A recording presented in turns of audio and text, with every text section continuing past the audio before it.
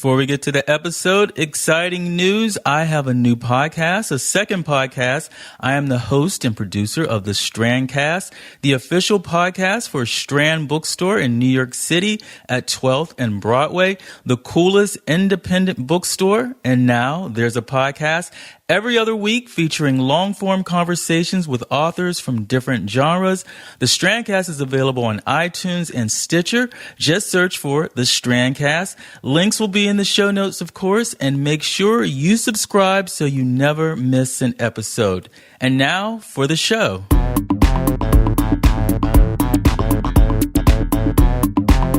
Hello there. Welcome to Talk Music Talk with Boice. I am Boice. This is my podcast you are checking out. Talk Music Talk is that weekly music interview podcast where I have long-form conversations with people connected to music from different genres and different backgrounds, established and emerging from different genres, all kinds of folks. And on this episode, it was a pleasure, a great pleasure. I talked to Bartees Strange. Wonderful new project he has out. It's called Say Goodbye to Pretty Boy.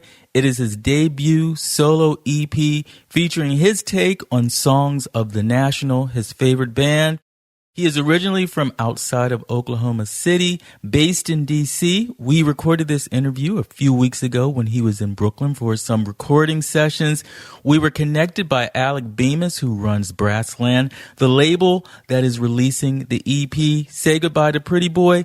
And coincidentally, Brassland released the first music of The National. In this conversation, we covered the waterfront. We talked about life in Oklahoma, day jobs, finding the courage to follow his passion of music, and the courage to go solo after being in bands. We talk about Bartees, why he did The National, why The National means so much to him, why an entire album of their songs. We talk about the making of the album and so much more. And after the conversation, you will hear a track from Say Goodbye to Pretty Boy. You will hear his beautiful interpretation of About Today. Here it is, without further ado, my conversation with Bartees Strange. Enjoy. I was looking at your Bandcamp page for the new album. Yeah. And I saw Dan Cleederman, and Chris Connors, are on it. I interviewed Dan for Grandkid. And then we did it in Chris's studio too. Cool. Yeah. So how did you connect with them? Oh man, Dan's amazing. Dan is well. Okay, so he asked me to play with him tonight. Okay, he has a show. Yeah, I was like, I can't, man. I'm doing this Boice thing, and but Dan is such an incredible musician. I could talk about him for 40 minutes. He is pretty. Yeah, but I met them through Ben and Tasha Cheek. You know, I lived in Crown Heights for like 5.5, 6 years. Yeah. When I was living here, and I met him just like, you know, he was playing with her and playing with a lot of other people, and he actually ended up coming over to a party that we threw. And I didn't know him at the time, and I met him there, and just, you know, over time we just kept bumping into each other, and I needed a bass player for a show, and he was like, oh, I can play bass, and I never even heard him play bass. I just knew he was a good guitar player and killed it, and I was like, who are you, man? You know, and then I saw his band play, and I was like, you can sing like that and play guitar like this? It's and you crazy. Produce? I was like, who are you? And so he introduced me to Chris, because Chris was playing bass in Grandkid, and Chris helped me mix and master this national project. Yeah. So, you know, and, you know, the whole goal with the project was I wanted as many people to touch it as possible, because I was hoping that, you know, because of, you know, the national they were okay with the record, and Brassland was going to put it out. I was like, cool, let me get like as many people on as possible. You know, you never know who sees it. Just help them trying to, you know, pass the ball a little bit. Yeah. But bunch of Brooklyn players on that thing. Who else is on there? Spencer Murphy plays with Andrea Nicocello and Nick Hakim. Graham Richmond, he's played with a bunch of awesome people. Brian D'Amelio, he works at a studio here called the Cannon Sound Foundation, run by Jesse Cannon, who's always been really kind to me and helped me out with stuff. So all types of randos. Okay. Yeah, tried to get Ben Katz on there, but he was asleep. Next time, right? On the remix. On the remix, yeah. Oh god, that would be wild. I would love to do like a house, like a dub remix on get Goucher to. Oh yeah, Goucher, if you're listening. How did you decide for that? if this is going to be your first solo album, right? Because you had your band. Yeah, it's definitely my first. How did you decide to do a cover album as a first solo album? Well, and I feel like cover, seems to, could you like make it your own, reinvent the songs in some way so it doesn't feel like, I appreciate that. Like an American Idol type thing, I appreciate it. No, it's cool. It's funny that you called it a cover album because, I mean, I guess it kind of is because they aren't my music, but we really tried to put our foot in it. Like we tried to switch the songs up as much as we could, and we took them in very different directions. And I guess to your question, like, why did I want to do this? Honestly, because I was like, I need two reasons. One, I didn't want to just come out with my record and nobody know who I am. I wanted to build a little bit of momentum before I put the LP out. And this was a project that I've like always wanted to do. The National is one of my favorite bands, like all time. And it was kind of just like I just knew I wanted to bring something new to it, and I started talking to my friends about it. And then when I met, the folks at Brassland, I just kind of cold pitched it to see what the reaction would be. And when they seemed into it, I was like, okay, I'm just going to do this. Yeah. And I was still shopping the record around for labels. And I was like, who knows how much longer that'll take. I know these people want to work with me on this thing.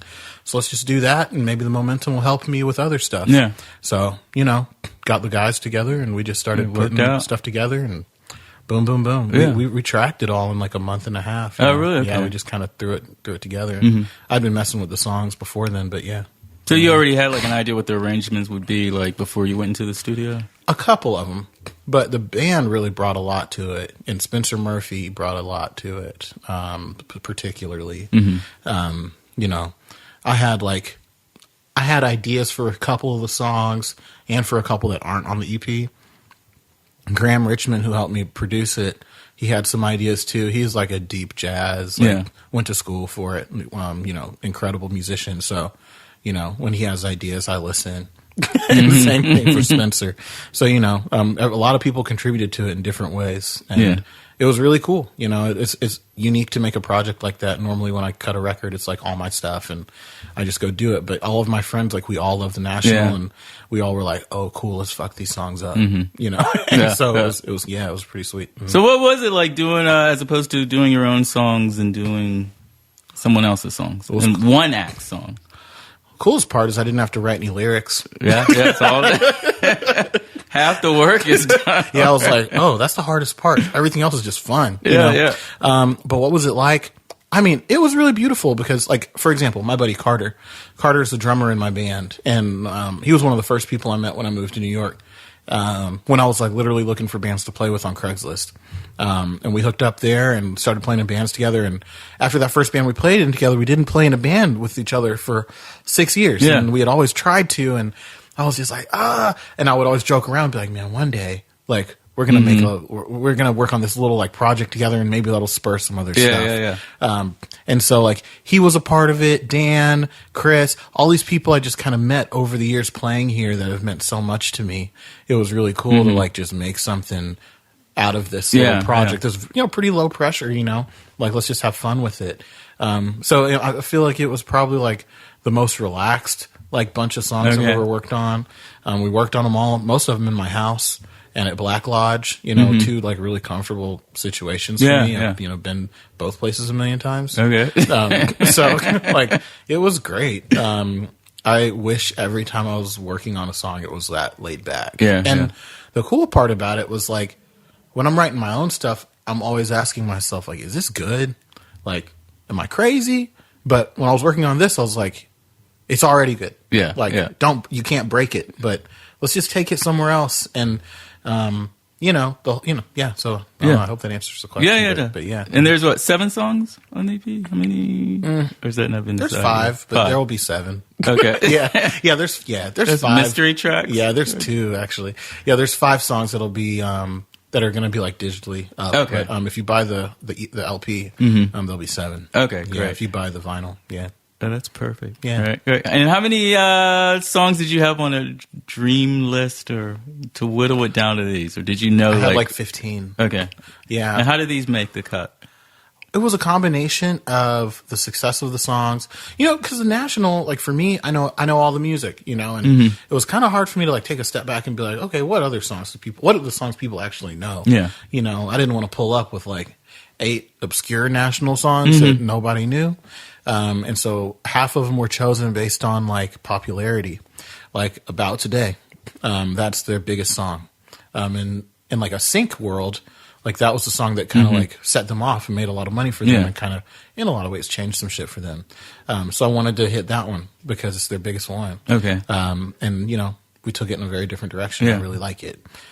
Songs like Reasonable Man, it's kind of a deep cut. National fans know it, but most people that have heard the band on the radio or been to a show, you probably wouldn't hear it, but it's always been a song that connected with me. And I thought it was a very pretty like bold song for them to put on a record. It's so stripped down and so little going on. It's super unmixed, very rough. Yeah. But to me, like every time I hear it, it reminds me that like sometimes a song or any piece of art, when you make it and it's good, like you don't gotta make it pretty. Yeah. Like if it's good, sometimes it's just good. And I wanted to put that on there and keep it rough. So some were like my favorites, some were, songs that I knew people would know. And I kind of just went from there. Okay. So you know what? And this is maybe a sidebar. That's cool.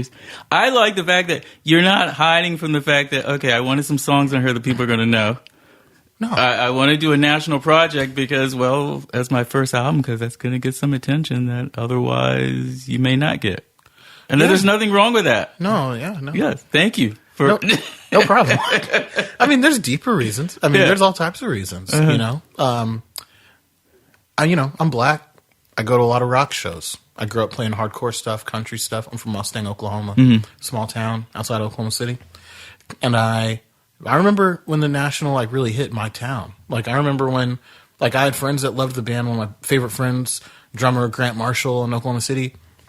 I remember him pulling me into his dorm room and being like, "Remember that band Clogs I told you about? Yeah, this is their other band, the National." Da da da da. And I was like, interesting, but I didn't really get it. And I saw them live, and it just changed my life. It changed everything. Yeah. And over the years, I just kept coming back to them. And I went to a show last summer. They were on tour with Courtney Barnett, and they came and played the anthem in Washington D.C. And I just moved to D.C. and I was just like, I'm the only black person in this whole room, and I was like, what? Why is that? And I just kind of kept thinking about like, just like the genre and like the limits that this genre puts on black musicians, despite the contributions black artists have made to like independent music, independent rock and roll, whatever.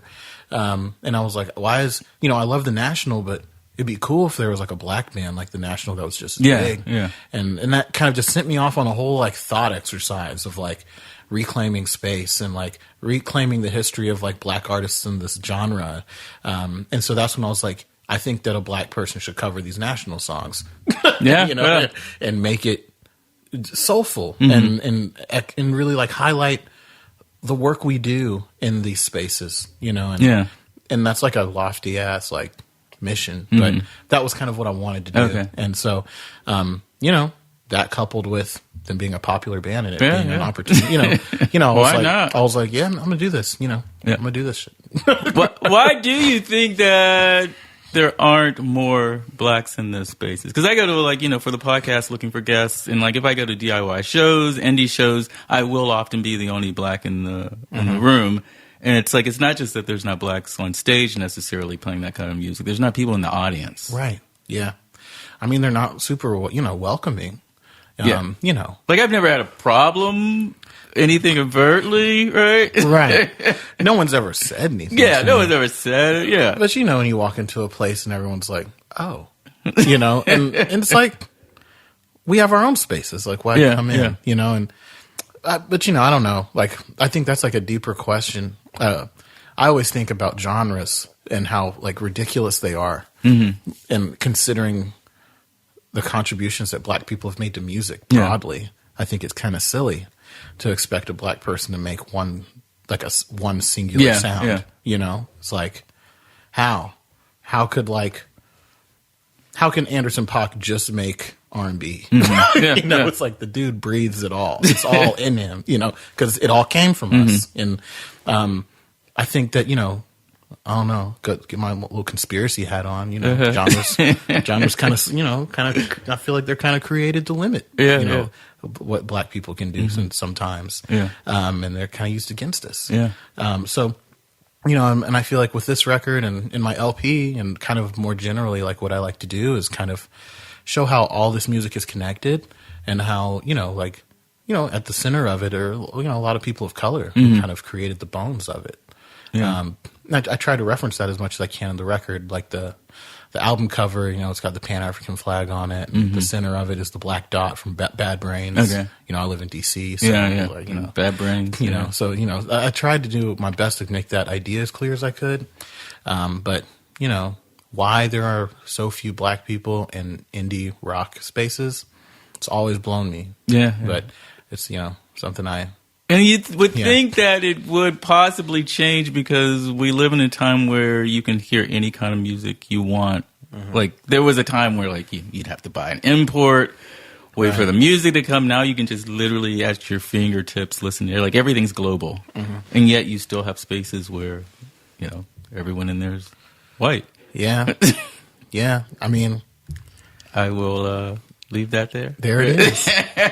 It's fascinating. Even in New York City, I was so shocked by it. I lived in Oklahoma, and I expect everything was white because, But when I got here, and even after meeting all these like incredible black players, brown players, queer players, trans players, whatever, and it's like you still go to a rock show, and it's like only white people. And I'd be like, how? How is it possible? How is this possible? How did they not just shut the show down and be like, this is weird? But that was sort of my thing that when starting it's like, do you know where you live? It's like fascinating to me. Yeah, especially in New York, it's like, why fascinating. New York is that? Yeah. It was sort of my thing, like when I started the podcast, that I wanted to like have all these different genres because that was just ridiculous to me. That okay, I'm black, but I'm only going to have like R&B, type of thing. And it's like, well, it doesn't even make sense just to have one genre of music. There's so many beautiful genres out there. Yeah. And one thing I think is really cool right now is like artists especially are like realizing that the genres don't really exist. Like, people are like blending that shit. Like Tyler, the Creator's the record he put out, like that's a pop record all the way through and through, and like, and he don't care. He don't care. Yeah. Like that's what it is. And once you get your fan base, you have these people who will travel with you. Yeah. But that's like really like inspiring stuff, to see how like these walls are kind of crumbling. So it's cool. Oh, that's cool. Well, you must have been used to that. Did it bother you in Oklahoma? To what? When you would go into spaces and it would just be you. Yeah, but I mean, that's like I didn't everywhere. have a lot. That was it. Like I didn't really have a choice, and other than church, really. Okay. So yeah, it always bothered me, but I didn't feel like I had leverage. Right here, it's Brooklyn. Like it's like come on, DC. Like this is where we're supposed to.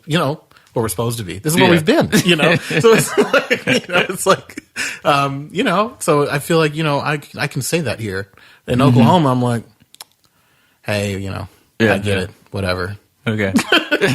As a general, what was like what was it like growing up in Oklahoma for you? It's funny. Like you ask me it now. I probably would have said 10 years ago that it was just like growing up anywhere. But now that I've been a few more places, I realize that it's not. Like, fear is really powerful. Sometimes you can be so scared all the time that you don't even know you're scared. Yeah. And that's what it was. Okay. It's not until you leave that you can see that. You get free once. Like, when I moved to Brooklyn, I was like, whoa, this is what it's like to not be scared every day. Okay. Like, so you're always tense. Very tense, a lot of anxiety. It's scary, man. I mean, I lived, for example, my dad was military, and my mom's an opera singer. My mom taught music at the University of Oklahoma. Sang all over the world. Very accomplished opera singer, great singer. But when we moved to Mustang, I played football and basketball and sports. And in the wintertime, I was a package helper, like for UPS. And one year, everybody in Mustang knows that the Grand Master Wizard of the Ku Klux Klan lived like, really close to my house. You know, there's a big old house, big Confederate flag draped over the entire house. Really? Yeah. And I was package handling, and you know, we had to deliver packages there, and I used to walk packages up to this guy's door, and he'd say the craziest stuff to me, you know, and I just remember being like, oh, okay. Like, it's Oklahoma. Like, you know, it's just like, it's so in your face. Your standards change. It's just insane. You don't even know that your standards have changed. Yeah. You know, it's just horrifying, you know? There's so much pressure.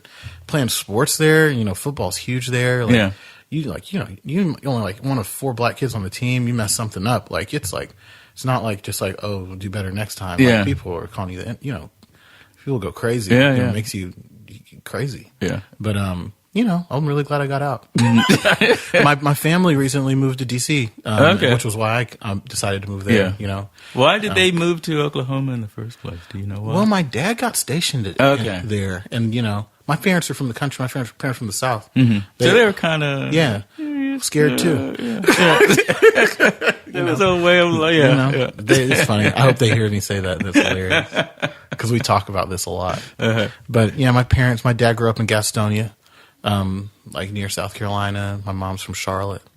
Yeah. Okay. And you went to college? University of Oklahoma. Okay. So why'd you stay? In Oklahoma? For college, yeah. Well, I got a football scholarship to play at Emporia State in Kansas. That's a good reason. Yeah, and I went to play football. Man, I look back on that, I'm like, who was I? You know, it's just different. Yeah. And then I moved to Oklahoma to walk on to play football at University of Oklahoma. Didn't really work out, got hurt. And kind of was realizing that it just wasn't who I was, and just started playing music a lot more. Okay. That was really kind of the shift. Had you pushed the music aside kind of out of time or what? I just didn't think I could do it, frankly. Yeah. You know, did not dream much. It was just like very, working class. You know, I was just like, oh, I just want to like get a job, and I always loved music, but I just didn't think it could happen for me. And I never had like, even though my mom was a singer, you know, she was a classical singer, and she was a teacher, you know. So that's like worlds apart. Yeah. I didn't see a pathway for it. And I was good at the program I was in. I was doing like public relations and stuff like that. I was getting internships, and I just didn't think it was possible. And then I moved to DC for like an internship and started playing a little bit. And I was like, oh, I could do this. But I still didn't see how it worked, you know. So I think there was always a part of me that was like always suppressing what I really wanted to do to just kind of make money, and never really had money. So once I made a little bit of it, I was like, whoa. But you do that I did that for a few years, and then I just like hated it. Like I hated everything. I hated who I was becoming. I hated not doing what I always wanted to do, even though at the time I felt like it was ridiculous to try it.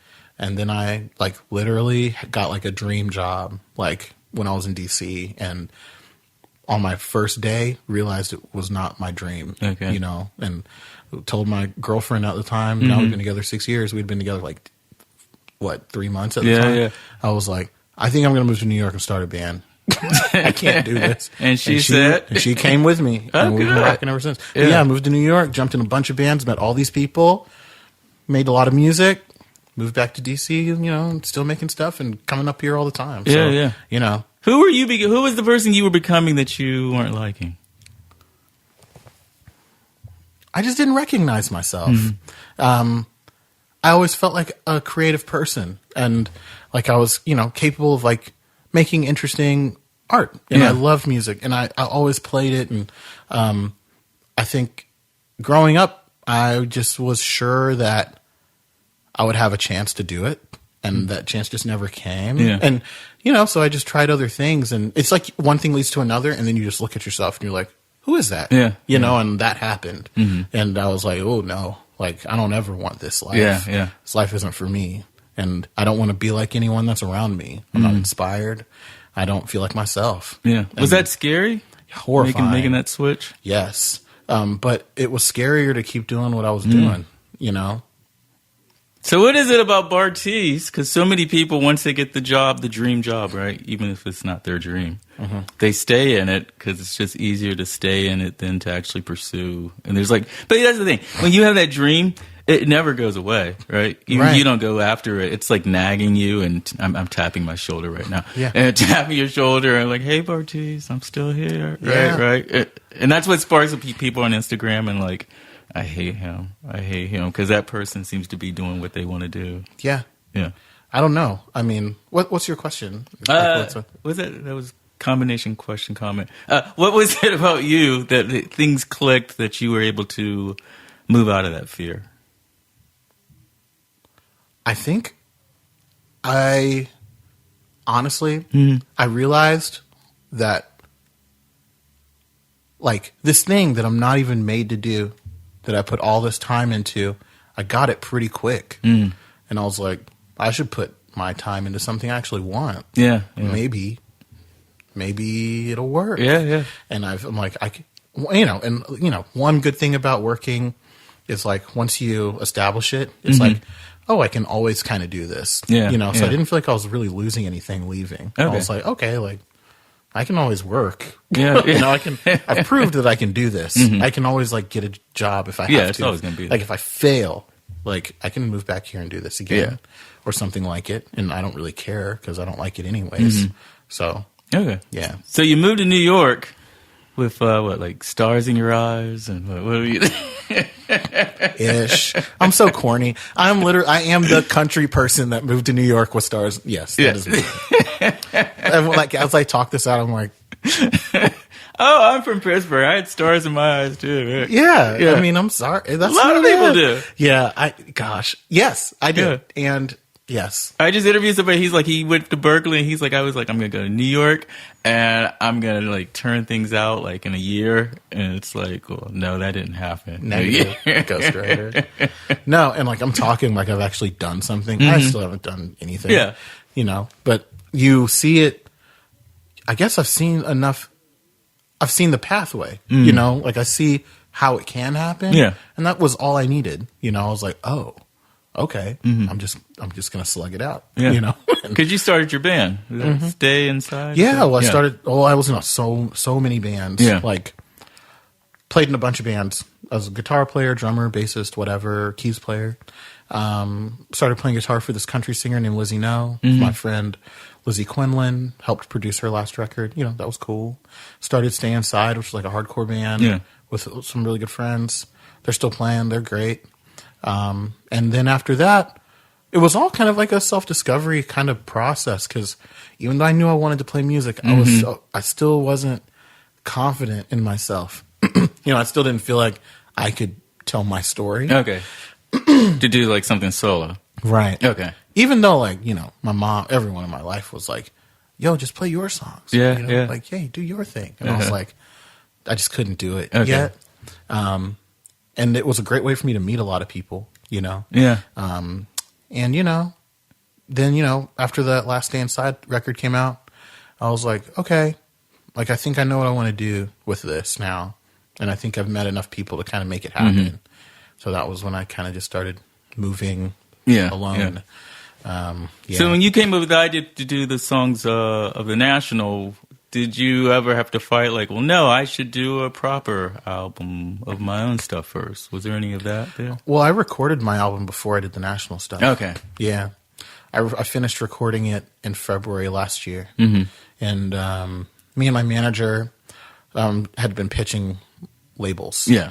And booking agents and lawyers and just trying to build a team around it. And now that's much more further along. Thank you, Jamie Coletta. You're the boss.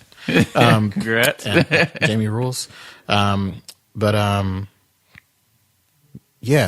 I don't know. Like once that record was done, I was kind of in the mindset of, oh, I want to stack content anyways. Like I'm trying to record the next thing already all the time. Okay. I've got a studio at my house. Like another big reason why I moved to DC because I needed space for my stuff. Yeah.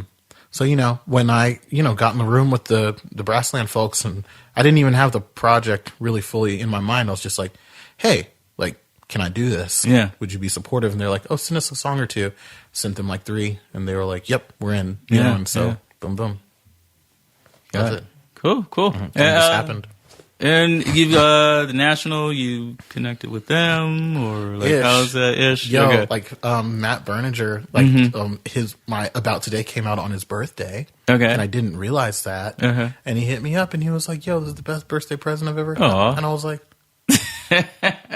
was like, "That's nice." Dude. I was like, "Yo." Crazy. I was like, this was just an idea.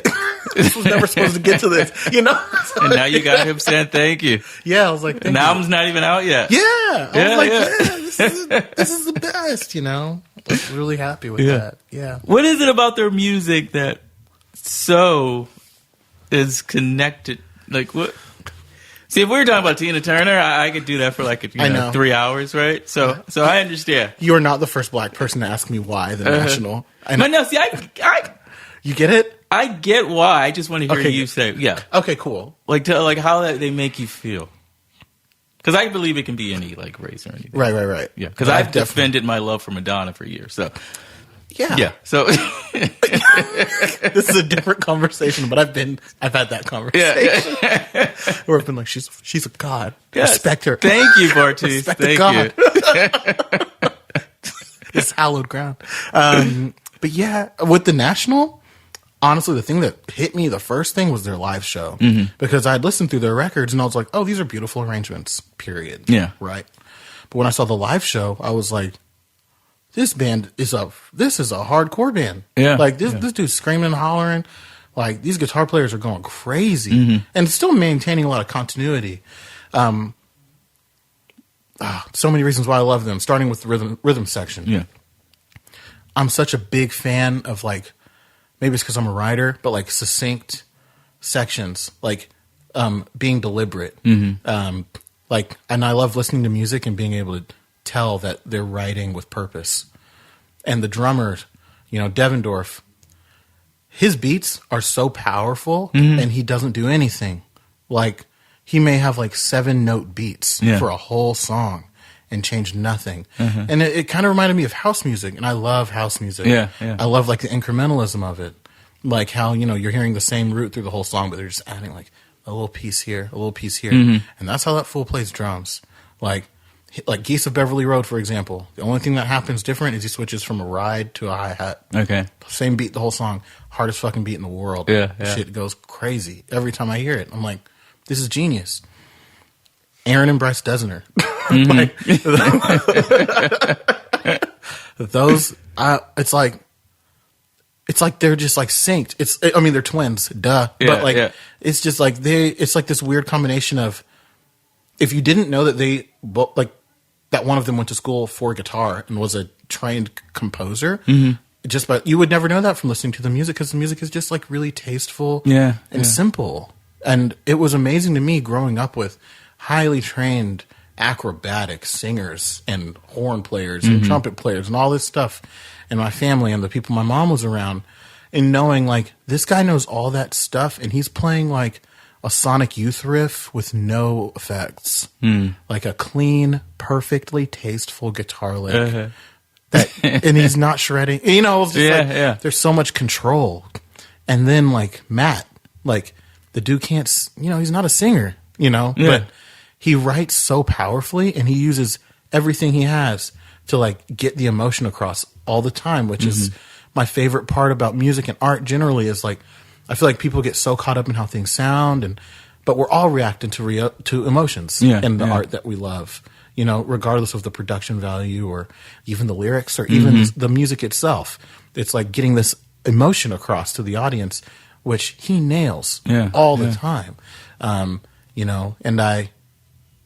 I just, it's hard for me to think of many other bands that have all of those things going all the time and for such a long period of time. Yeah.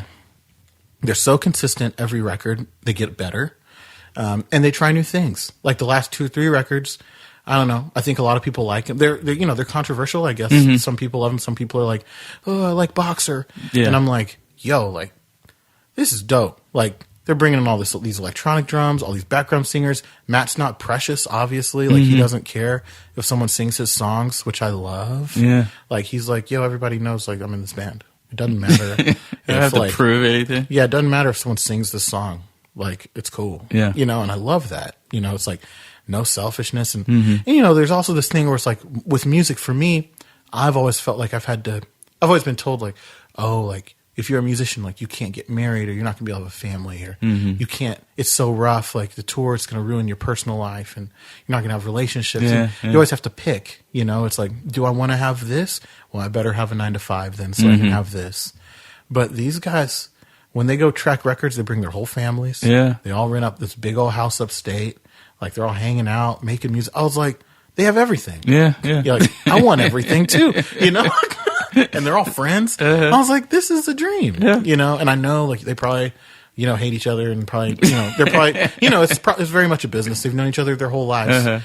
But, you know, it's like outside looking in, me, it's like they represent so much of what I want in my music and in my life. And that's why I really love them. So, if all that said, Bartees, I could go on. I'm sorry. But, how could you not be intimidated in doing this album? Or were you intimidated? I was super intimidated. That's why I wanted to do it. Excellent. See, I love that. I'm always like, whatever you're scared of, that means you need to do it because something wonderful is on the other side of that. It's like a kill your idols thing. Yeah, yeah. Weird. I love them. I love them so much. I was like, oh, I want them to know me. That was really what it was. I was like, how do I get them to know me? How do I like show that I want to prove to myself also that like I can like make something, I can like recast something of theirs in a way that's like representative of me and what I'm interested in. And it was just like a cool challenge and I wanted to try it, you know? Yeah. So, and then like once like Brassland said they were into it, I was like, oh, I might be onto something. Yeah, like I'm going to really lean into this. And you got your 1 degree of separation. Hey. Yeah. I'll take it. You know, it's very cool. So what do you learn about yourself after doing this project?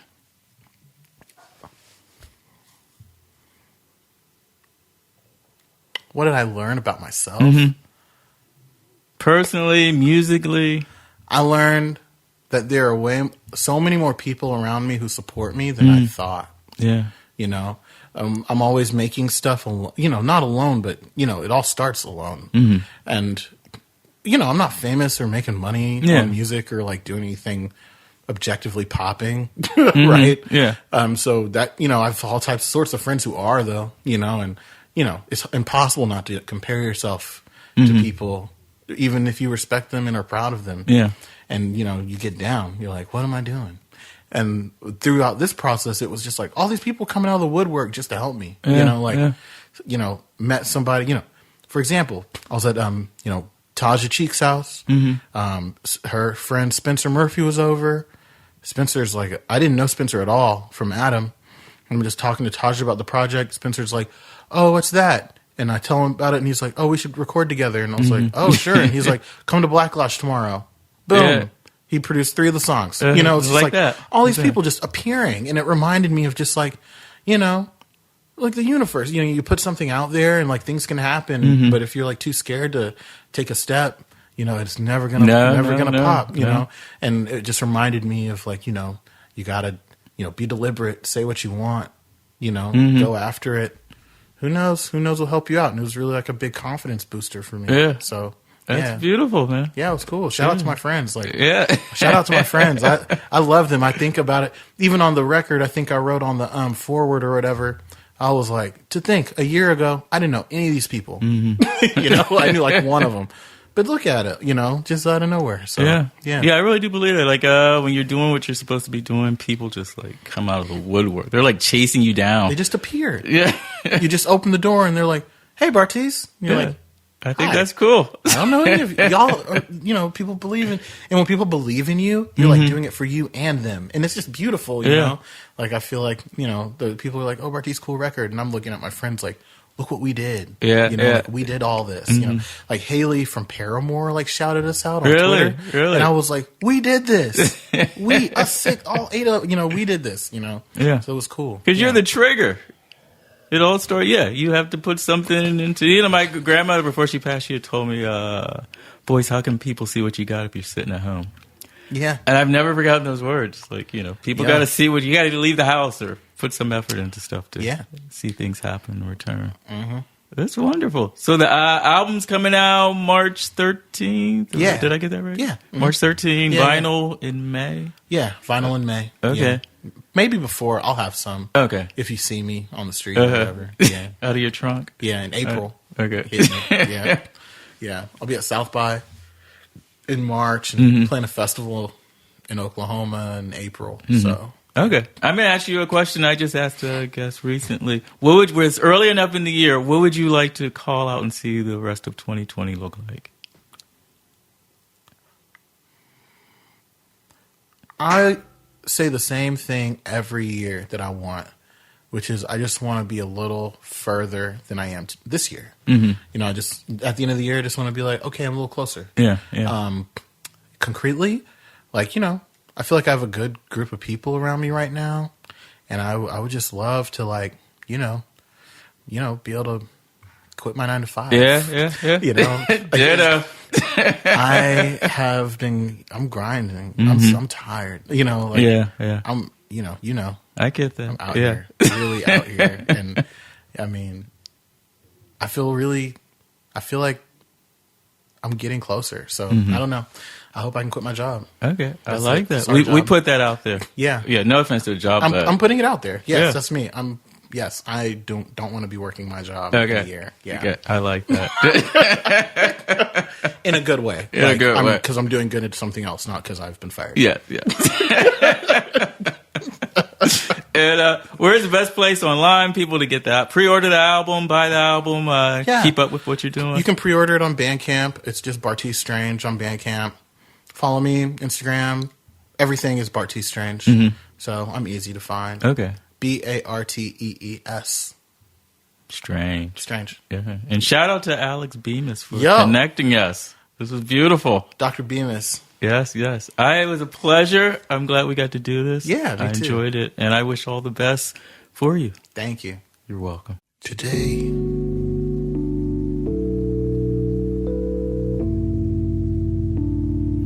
you were far away.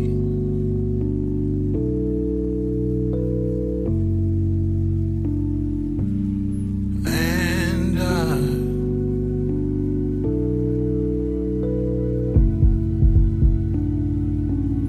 didn't ask you why.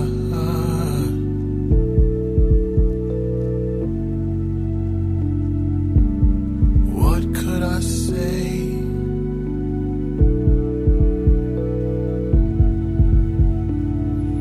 I was far away.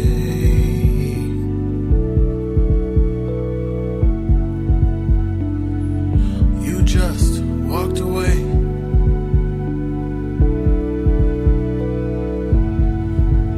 And I just watched you.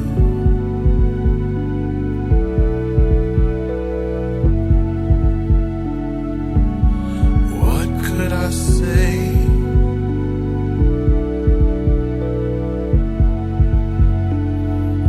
How close am I?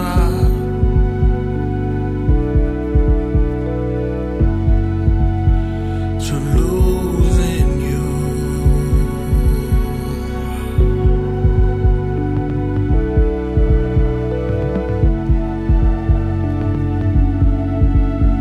Tonight,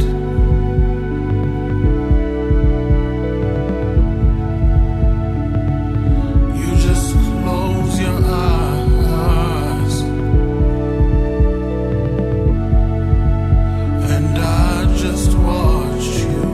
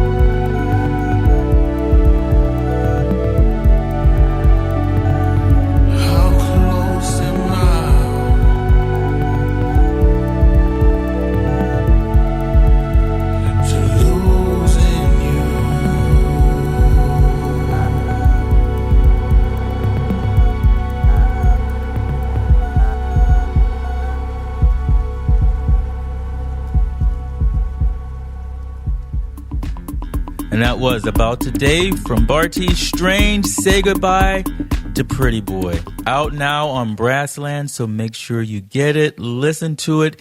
And clearly after listening to this conversation, we recorded it weeks before the escalation of COVID-19. So who knows where Bartees will be playing. So I suggest you subscribe to all his social media places so you will have all the up-to-date info.